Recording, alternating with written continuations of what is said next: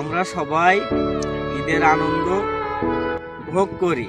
কিছু মানুষ আছে ভাই, যারা চাইলেও ঈদের আনন্দটা ভোগ করতে পারে না, কারণ তারা গরিব অসহায়।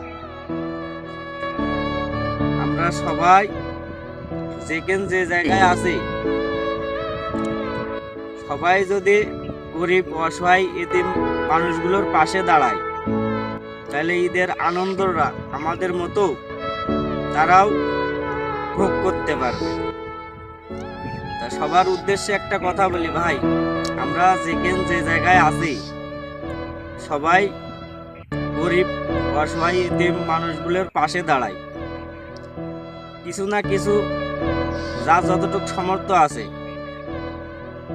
সে দিয়ে তাদের পাশে দাঁড়ান। আমার ভিডিওটা চাই যে হাজারো মানুষের কাছে যে পৌঁছাক।